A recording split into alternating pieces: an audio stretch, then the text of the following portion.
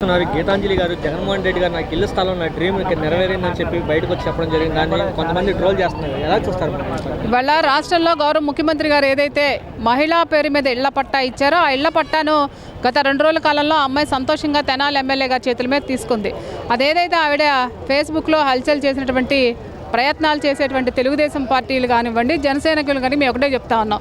గౌరవ ముఖ్యమంత్రి గారు ఇళ్ల పట్టా ఇస్తే మీరు దీన్ని కించపరిచే విధంగా ఆ అమ్మాయిని ఈరోజు మన మధ్య లేకపోవడం అనేటువంటిది కూడా చాలా బాధాకరం. ఏదైతే ఆ మహిళను ట్రోల్ చేశారో వాళ్ళందరికీ మేము ఒకటే చెప్తా ఉన్నాం, పోలీసు వారు వాళ్ళందరినీ కూడా కఠినంగా శిక్షించాలి. ఎందుకంటే అజయ్ సజ్జా అన్నవాడు గతంలో ఎంతోమంది మహిళల పేర్ల మీద మహిళల వేరే యూట్యూబ్ ఛానల్స్లో కానివ్వండి, లేకపోతే ఫేస్బుక్లో కానివ్వండి వాళ్ళ పేరు మీద ఫేక్ అకౌంట్ క్రియేట్ చేసి చాలా దారుణంగా మాట్లాడే సందర్భాలు ఉన్నాయి. ఈ రోజు మేము ఒకటే చెప్తా ఉన్నాం, పోలీసు వారందరికీ కూడా మా రాష్ట్ర ప్రభుత్వం ముఖ్యమంత్రి గారు జగన్మోహన్ రెడ్డి గారు కూడా దీన్ని సీరియస్గా తీసుకుంటారు.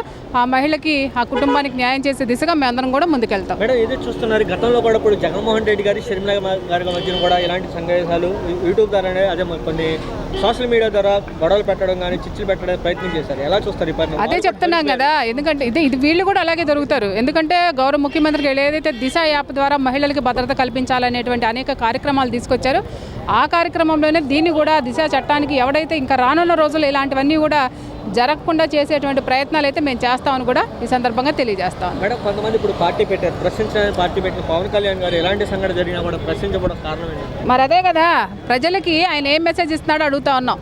ఇవాళ ప్రశ్నిస్తాను లేదా మహిళలకి నేను న్యాయం చేస్తానని చెప్పేటువంటి పవన్ కళ్యాణ్కి ఈరోజు ఇంతవరకు ఆ అమ్మాయి జరిగి 24 గంటలు అవుతుంది, ఆయన రెస్పాండ్ అవ్వాల అంటే మీ జన సైకులు దీనిలో ఉన్నటువంటి పాత్ర ఉన్నారటువంటి మీరు మాట్లాడలేదని అడుగుతా ఉన్నారు ప్రజలందరూ కూడా.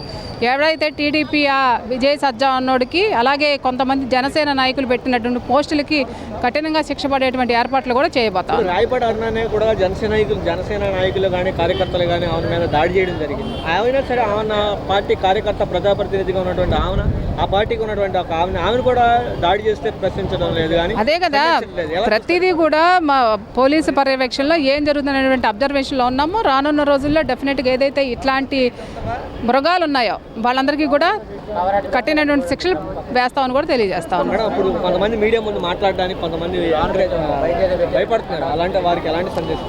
దయచేసి ఏ మహిళ కూడా మీరు ఇట్లాంటి ట్రోల్స్ కానివ్వండి ఇలాంటి వాటికి కూడా భయపడొద్దని కూడా తెలియజేస్తాను. ఎందుకంటే గౌరవ ముఖ్యమంత్రి గారు దిశ చట్టం తీసుకొచ్చి ప్రతి ఒక్క మహిళకి కూడా భరోసా ఇచ్చేటువంటి ప్రభుత్వం ఉంది. కాబట్టి మీ అందరూ కూడా ఎవరు అధైర్యపడద్దు, ధైర్యంగా ముందుకెళ్ళండి. ఏదున్నా కానీ మనకి వ్యవస్థలు ఉన్నాయి, వ్యవస్థల ద్వారా ముందుకెళ్ళినట్లయితే మీకు న్యాయం జరుగుతుందని కూడా తెలియజేసుకుంటాం.